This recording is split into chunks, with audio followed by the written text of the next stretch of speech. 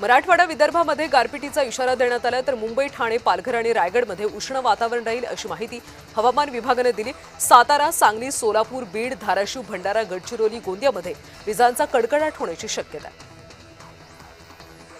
भिवंडीतल्या dumping ग्राउंडला भीषण आग लागली। संपूर्ण परिसरात काळा धूर पसरला होता। घटनेमध्ये कोणतीही जीवितहानी झाली नाही, मात्र धुरामुळे परिसरातल्या रहिवाशांना त्रास झाला।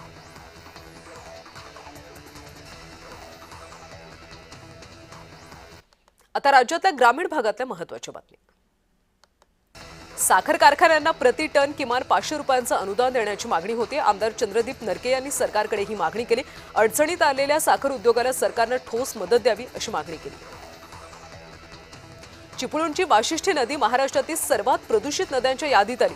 चिपळूणची जीवनवाहिनी प्रदूषणाच्या विळख्यात पूर्णपणे अडकली असून केंद्रीय प्रदूषण नियंत्रण मंडळाने यावर शिक्कामोर्तब केले। नॅशनल वॉटर क्वालिटी प्रोग्राम अंतर्गत प्रसिद्ध झालेल्या अहवालात ही माहिती समोर आली। रत्नागिरी परिमंडळामध्ये 1,18,000हून अधिक ग्राहकांकडे 18,66,00,000ची विजेची थकबाकी जमा झाली। वीजबिलाच्या थकबाकीमुळे गेल्या 2 महिन्यात परिमंडळाअंतर्गत 2,518 ग्राहकांचा वीज पुरवठा तात्पुरत्या स्वरूपात खंडित करण्यात आला। ग्राहकांनी आवश्यकता नसताना खबरदारी म्हणून गॅस बुकिंग सुरू केले। यामुळे वितरणावर परिणाम होत असल्याने ग्राहकांनी गॅस सिलेंडरसाठी आगाऊ बुकिंग करू नये असं आवाहन अमरावती जिल्हाधिकारी आशिष येरेकर यांनी केले। साताऱ्यामध्ये गॅसचा तुटवडा नसल्याची माहिती जिल्हाधिकारी संतोष पाटील यांनी दिली। जिल्ह्यामध्ये सध्या मागणीच्या तुलनेत पुरेसा साठा उपलब्ध असून पुरवठा साखळी सुरळीत असल्याचं जिल्हाधिकाऱ्यांनी सांगितले। नागरिकांनी अफवांवर विश्वास ठेवू नये असं आवाहन देखील केलं।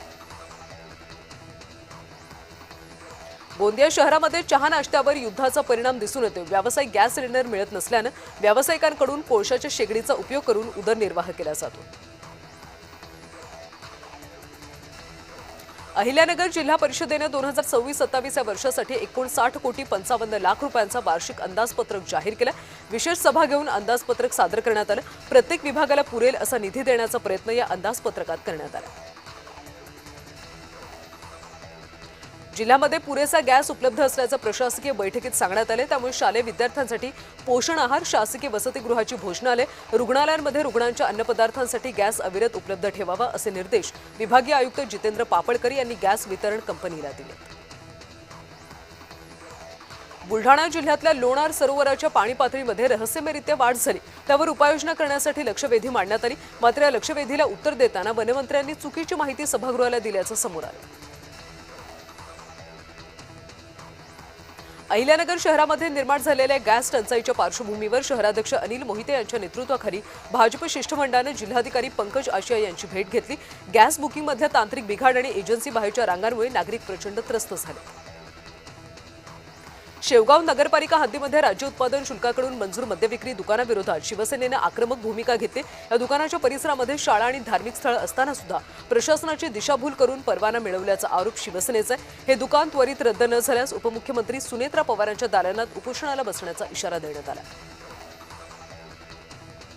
कोकण आणि पश्चिम महाराष्ट्राला जोडणारा रत्नागिरी कोल्हापूर राष्ट्रीय महामार्गाच्या पहिल्या पॅकेजचं काम अंतिम टप्प्यात आले। आंबा ते पाली या 55 किलोमीटर अंतराच्या चौपदरीकरणाचं काम 90% अधिक पूर्ण झाले। येत्या मार्च अखेरीला हे काम पूर्ण करून रस्ता वाहतुकीसाठी पूर्णतः सज्ज करण्याचं प्रशासनाचं नियोजन आहे। नर्सिंगचं शिक्षण घेणाऱ्या विद्यार्थ्यांनी जिल्हा सामान्य रुग्णालयामधल्या बेड आणि भिंती पुसत असतानाचा व्हिडिओ समोर आल्यानंतर खळबळ उडाली। सामान्य रुग्णालयातल्या एका वॉर्डच्या सफाईची कामं करून घेण्यात आली असल्याचा आरोप काही विद्यार्थिनींनी नाव न सांगण्याच्या अटीवर केला। वर्ध्याच्या कानगावमध्ये अतिक्रमण, वाहतूक कोंडी आणि अस्वच्छतेचा गंभीर प्रश्न निर्माण झालाय। प्रशासनाच्या दुर्लक्षामुळे नागरिकांमधून संताप व्यक्त केला जातो। बसस्थानक परिसरातल्या प्रवासी निवारा अस्वच्छ असून सट्टेबाज आणि दलालांचा अड्डा बनलाय। प्रशासन याकडे कधी लक्ष देणार असा सवाल उपस्थित केला जातो। पश्चिम विदर्भातील सर्वात महत्त्वाचा समजला जाणारा अप्पर वर्धा धरणामध्ये सध्या 57% जलसाठा आहे, तर सर्वात कमी 34% जलसाठा बुलढाण्यामधल्या खडकपूर्णा प्रकल्पात आहे। त्यामुळे येत्या काळामध्ये पाणी टंचाईचा सामना करावा लागणार आहे। भंडाऱ्याच्या लाखनी वनपरिक्षेत्रातल्या शेतामध्ये विजेच्या तारांच्या धक्क्याने 2 रानगव्यांचा मृत्यू झाला। शेतमालकाच्या हातून विद्युत तार लावण्याचे साहित्य हस्तगत करून त्याच्यावर गुन्हा दाखल करण्यात आला। वन्यप्राणी पिकाची नुकसान करत असल्यास विद्युत तार न लावता नुकसानीचा अर्ज करावा असं आवाहन वन विभागाने केलं।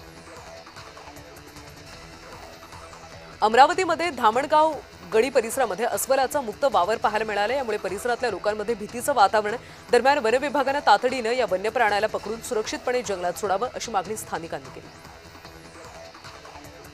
सोलापूरमधल्या विजयपूर बायपास रोडवर कारनं कंटेनरला धडक दिली। अपघातामध्ये कारचा चक्काचूर होऊन 2 तरुणांचा जागीच मृत्यू झाला।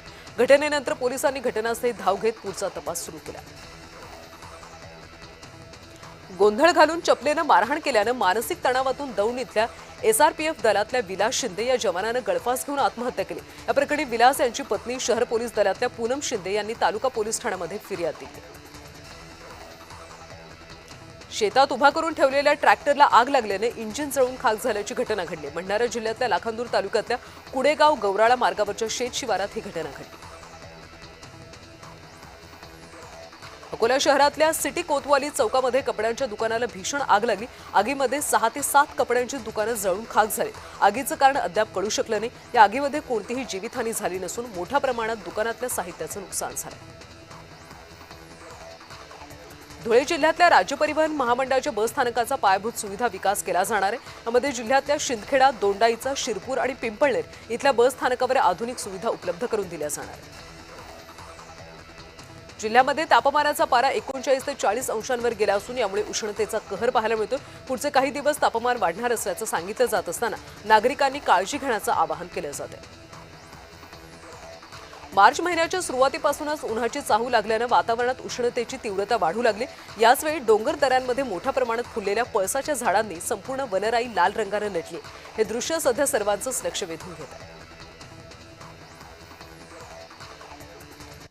गुन्हेगारी जगतातल्या महत्त्वाच्या बातम्या पाहूयात।